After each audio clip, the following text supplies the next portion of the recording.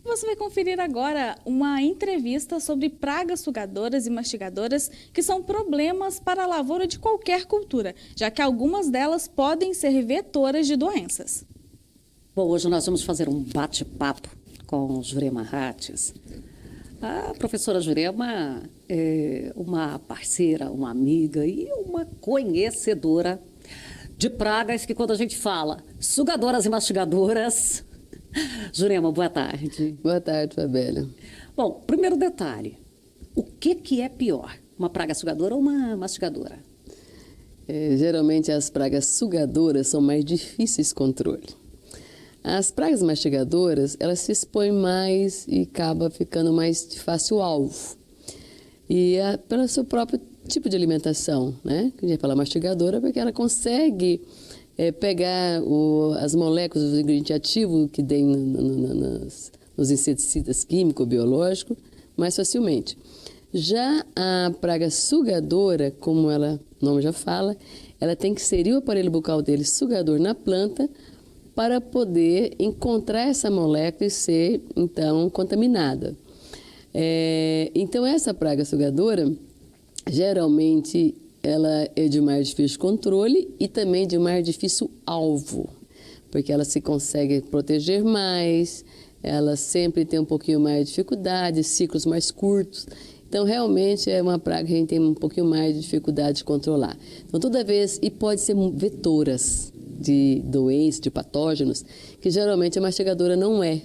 Então, quando a gente vê uma praga sugadora, tipo uma cigarrinha, um pulgão, a gente fica mais preocupado, porque além do dano direto, ela pode ser também uma vetora de alguma doença, de algum patógeno, que é muito preocupante, então, dependendo da cultura. A gente tem a impressão, assim, para se falar de um modo leigo, é que tanto uma quanto a outra, ela teria uma preferência por uma planta mais jovem, considerando assim, dá a impressão que ela teria uma maciez maior, ela teria mais, até uma hidratação maior ali, porque uma planta mais velha, ela está mais seca. A gente deduz que ela não tem tanta, a parte líquida dela já reduziu. É por aí? O mastigador não. O mastigador gosta muito de estrutura de frutificação, né? Tipo, ataca a espiga, ataca maçã de algodão, né? Então, o mastigador... Agora, o sugador, realmente, ele vai concentrar na sua alimentação, principalmente nos vasos de controle de seiva, floema, xilema, porque ele precisa de muito líquido, né? E aí, então, é ali que a gente... ele vai injetar uma saliva ou uma doença, uma virose ou um molicutes, e aí ele vai infectar a planta. Então, geralmente, o dano dele principal, vamos pensar no cigarrinha, no percevejo de milho, será na fase inicial, meio desenvolvimento da planta. Então, nessa fase, a planta está mais frágil também e está disponibilizando mais, como você disse, estrutura líquida, né? Então, aí eles vão concentrar nessa fase inicial. Depois nós temos, por exemplo, pulgões, que vai atacar já com milho mais adiantado, tanto no milho quanto no sorgo. Então, mosca branca também são sugadoras, vai também atacar na cultura da soja um pouco já mais adiantada. Mas quando ela consegue pegar na fase inicial, o dano é maior. Então, você falou aí de percevejo. Houve um momento que a gente pensava muito no percevejo lá na cultura da soja. Ele também traz danos importantes na cultura do milho? Com certeza. O percevejo que nós chamamos hoje de percevejo do milho, barriga verde, que é o de Cereomelacanthus, então é conhecido no passado aí como de Calopis, o nosso tradicional barriga verde, ele reproduz na soja e às vezes passa desapercebido pelo produtor. O produtor acha que ele é específico do milho e ele vai reproduzir no milho e vai ser uma praga do milho. E geralmente não. Ele vai reproduzir na soja, sobreviver nas plantas tiguera, milho tiguera, por exemplo, e aí ele reproduz na soja logo após a colheita da soja, ele vai para o sistema. Aí ele vai para plantas daninhas, para as plantas tiguera, e quando o milho emerge, aí ele já está no sistema, ele já vai atacar o milho já bem na fase inicial. Então, cuidado com o percevejo do milho deve iniciar lá no manejo final na soja. Pois eu ia te perguntar isso, esse manejo, então, para eu ter uma população controlada. Porque às vezes não é que eu vou conseguir eliminar essa população, mas eu vou deixar numa população baixa o suficiente que ela não me provoque danos produtivos. É que a gente nunca elimina a praga, né? A gente convive com elas. Então eu tenho que diminuir a pressão da praga para que fique a menor quantidade de praga no sistema, para que o tratamento de semente seja eficaz, né? Se eu tiver muita praga, mesmo que o inseto precise vai morrer, mas ele vai concentrar muito inseto ali, vai matar a plântula. Então, esse manejo é na soja, e quando? Estou falando do barriga verde, que é uma praga mais difícil da gente visualizar, porque ela movimenta menos no dossel superior da planta. Ele usa muito descer pela haste, fica ali no meio das palhas da soja, depois ele sobe, se alimenta. Difícil visualização. Então, nós desenvolvemos trabalhos onde nós fazemos uma aplicação dos inseticidas, de preferência de choque, na cultura da soja, na que a soja começa a perder as folhas naturalmente. Está fechando o seu ciclo fenológico. No R6, R7, começa a amarecer e cair as folhas. O inseto fica mais exposto, fica mais fácil o alvo. E aí eu começo a quebrar a primeira população que você queria para o milho, né? Que ainda está concentrado na soja. Reduz essa população e aí eu vou ter menos praga, menos percevejo no sistema. Quando o milho emergir, eu já vai ter menos praga no sistema. E aí eu vou ter mais sucesso para iniciar meu manejo dentro da cultura do milho. Agora, antes da gente entrar aqui para a entrevista, você ainda mencionou que, além do tratamento de sementes, é importante uma aplicação com ele ali na fase palito, não é contar emergência, contar plantio. Como é que é essa diferença, Jurema? É fundamental, que o produtor, às vezes, ele perde esse time. Ele comprou o produto, fazer a aplicação. Está ali, está prontinho, não é custo mais. Já está no armazém, está tudo ok. E aí ele atrasa muito fazer essa primeira aplicação. Esse percevejo que está no sistema, ele está com estresse hídrico muito forte. Então, e o milho demora 7 dias para germinar, para emergir. Então, quando ele emerge, o percevejo está muito estressado e ele precisa de ingerir líquido imediatamente. Então, ele começa a concentrar, fazer várias picadas na fase bem inicial de plântula do milho. E o produtor, às vezes, ele conta uns 10, 15 dias após a emergência do milho. Mas eu tenho que contar após a semeadura, que já tem 6 dias, 7 dias, que esse milho já está dentro do solo. Tipo assim, ele já está exposto. Liberando seus inseticidas. Então, se eu for contar os 7 dias dentro do solo, mais 10 dias após, então eu vou fazer minha primeira aplicação, talvez, com o milho já mais desenvolvido, e aonde ele insere o aparelho bucal, ele pode estrangular, que nós chamamos de meristema de crescimento, onde ele atinge, e aí eu não recuperar essa planta. Então, quanto mais cedo eu proteger essa planta desses ataques iniciais, desses insetos tão estressados, eles vão fazer 4, 5 picadas para poder saciar esse estresse dele, aí eu controlo esse inseto, complementando com o tratamento de semente que está vindo ali, aquele inseticida, e eu elimino e permito que nasça, que desenvolva uma planta livre e saudável. Então, vamos considerar assim, no plantio ele tem um inseticida, aí ele vai demorar ali uns 6 dias de emergência. Então, uns 4 dias, com uns 10 dias do plantio, 10, 12 dias de plantio, eu já posso entrar com a primeira aplicação. Porque eu conto 6 dias, 7 dias dentro do solo, mas 3 ou 4 uns 4 dias, 5 dias ali. Então, na fase de 10, 12, até 15 dias da semeadura. 10, 12 dias da semeadura. Eu ainda pego frágil esse... Eu pego exatamente os percevejos no momento que ele causa muito dano. Exatamente, que nós chamamos de palitinho, que é a fase que o milho está acabando de emergir. E aí o produtor fala, não, mas tá cedo demais, não tem área foliar. O percevejo não está procurando área foliar, ele está procurando aquela região do colo da planta, bem embaixo ali onde tem muita umidade. E aí a gente, às vezes, passa desapercebido. Então, essa primeira aplicação é fundamental.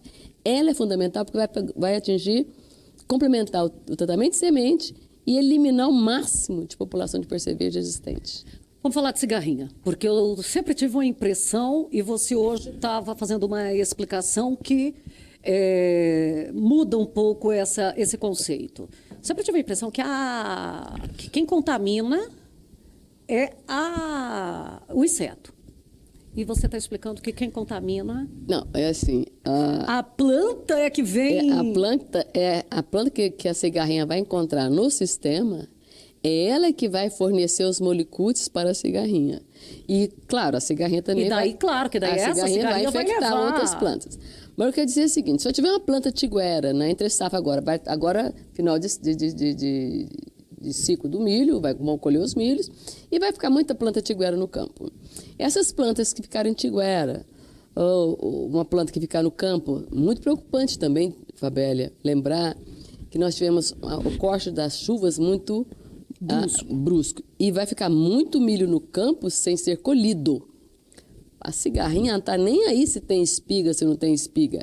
Tendo planta verde para ela continuar alimentando e proliferando, elas vão continuar aí até a planta secar, aumentando a população de cigarrinha. Se ficar uma planta tiguera de um milho já que está infectado ou com a cigarrinha infectou, essa planta que vai ser vetor, essa planta que vai servir para que a cigarrinha se infecte. Então, quando eu disse assim, a planta que vai ser o multiplicador da doença, dos molicutes, da virose, é porque se uma cigarrinha saudável alimentar de uma planta doente, ela já vai se contaminar. Ela vai se contaminar e ela já vai prolifera pela lavoura. E se for uma doente que se alimentar de uma saudável, a saudável vai ficar doente. Uhum. Então, é a planta que vai servir como a oferta de molicutes para o sistema. Então, por isso que quanto mais eu eliminar essas plantas, eu vou diminuir a minha pressão de cigarrinha, porque a gente não faz controle de cigarrinha na entre-safra. Nós temos que eliminar a fonte, que é a planta, que é o milho. E ter ali um milho resistente ou tolerante, né, também vai contribuir bastante? Sim, com certeza. Não tem nenhuma estratégia isolada que vai resolver o problema da cigarrinha. É um conjunto de estratégias. E a base disso aí vai ser a genética do milho. Quanto a genética dela for melhor em termos de tolerância, aí ela vai suportar mais a carga dos molicutes e essa planta vai conseguir produzir normalmente. Então, a base é a genética do milho, para uma tolerância, que não existe resistente. Depois eu venho com outras complementação, tratamento de semente, aplicação foliar e a eliminação principalmente desses milhos que eu estou dizendo que são milhos tiguera, e a minha preocupação esse ano são esses milhos que não vão ser colhidos por falta de chuva e vai ser abandonado as lavouras. Eu fico preocupada com o próximo ano.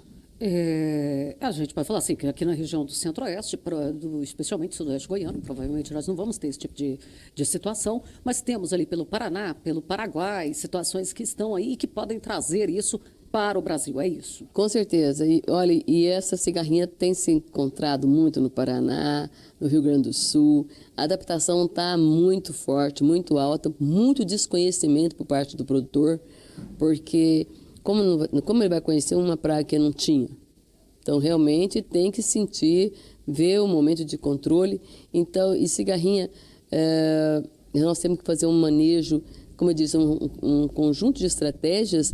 E quando a tomada de decisão, por exemplo, você vai usar um inseticida químico, biológico, é muito interessante usar os dois, né? O químico associado ao biológico, para sofrer menos influência das condições climáticas. E não esperar que uma aplicação vai me dar 10 dias de eficácia. Por quê? A proliferação da praga é muito rápida. Então, quer dizer, eu faço uma aplicação hoje, daqui a uma semana eu já tenho uma população que não tem nada a ver com a aplicação que eu fiz hoje. Nova, exatamente. Porque o modo de alimentação dela, como ela se alimenta dos vasocontores do floema, que leva os fotoassimilados para formar as estruturas, seja a espiga, seja o colmo. Então, é onde transloca muito pouco inseticida. Os nossos inseticidas, todo que nós temos hoje no Brasil, só transloca via xilema. Então, esse inseto ele se alimenta do floema, que é o que transporta as seivas elaboradas. Então, por isso, nós temos que controlá-la com choque, no momento que ela sai, que a ninfa sai da folhinha ali, né, que ela brota de dentro da folha, que o ovo é colocado dentro da folha.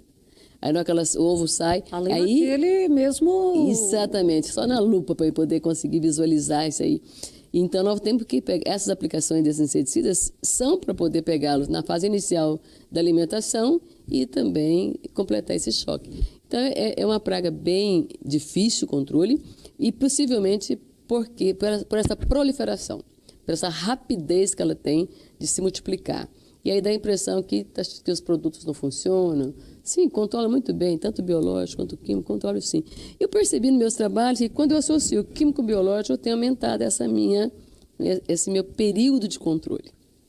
E olha, Muito interessante. Jurema Hattes, além de consultora, ela também é produtora agora. Então, ela ainda faz as aplicações lá, ela tem uma percepção econômico-financeira ainda mais acentuada, né, Jurema? Exatamente. Agora eu estou do lado do produtor. Agora, além de ser pesquisadora e consultora, eu sinto a dificuldade da tomada de decisão quando é dentro da propriedade da gente.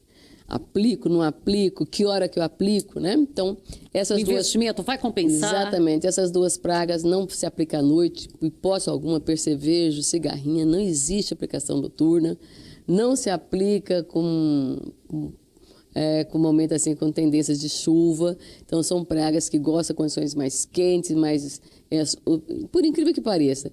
Se a gente pudesse, seriam os piores horários em qualidade de tecnologia de aplicação, os horários que elas mais se expõem. Então, mas a gente tenta, pelo menos, amenizar, proteger os horários que não são tão adequados, para ter mais sucesso no controle dessas duas pragas tão importantes no milho. Eu acho que a cigarrinha hoje, eu posso dizer que é a principal praga na cultura do milho. E uma das pragas mais difíceis que nós temos hoje para controlar no complexo de pragas, nesse cenário soja-milho. Bom, eu quero agradecer a sua participação com a gente, porque assunto a gente tem aqui ainda para continuar. Não falamos nem das pragas lá na soja. Não falamos de como fazer esse manejo na hora da colheita, que tirar o milho. Como é que vai ficar esse período de palhada? Não falamos das pragas que ficam alojadas lá nas plantas daninhas. Não falamos das plantas de cobertura. Quais são as que vão proliferar mais ou menos? Enfim, teríamos ainda muito a tratar aqui. Mas eu quero te agradecer. Obrigada, Fabélia. Foi até bom você ter falado dessa questão. E agora, né, porque nós trabalhamos com momentos, né? Praga que vai ter, que tem, que está no momento. Agora, neste momento, eu chamo a atenção para o sorgo, do pulgão no sorgo. Até me perguntaram até quando justifica fazer o controle do pulgão no sorgo. Gente, faça até no final de enchimento de grão. Ele rouba muita produtividade. É uma coisa nova também, é uma praga nova para o cerrado, para nós aqui, conhecida como se fosse pulgão da cana, o Melanapis saccharis, mas tem nada a ver da cana, ele está no sorgo. E esse momento que você está falando aí, pós-colheita do milho. Pós-colheita do milho, os insetos não vão morrer de fome, vão todos se adaptar. Principalmente nas plantas tiguera, nas plantas daninhas que não foram bem controladas, como buva, e vida que segue para eles. Quando começar a chover, aí explode. O que eu quero chamar a atenção? Comparando com fogo, fazendo essa analogia, o apaga-fogo da cigarrinha é o milho safrinha, mas ela começa a multiplicar agora na pós-colheita do milho. Então, nós ficamos muito atentos que essas plantas tiguera vão ficar no campo. Ali que a gente começa a diminuir a pressão da praga e queimar e abafar o primeiro sintoma aí, né, que chamamos os primeiros fogos, para a gente não ter tanto problema aí no futuro, principalmente cigarrinha no milho, na safrinha do próxima safra. Então, aquelas plantinhas bonitinhas que vão sobrando, vamos tratar de eliminá-las. Jurema, brigadão, viu? Eu que agradeço.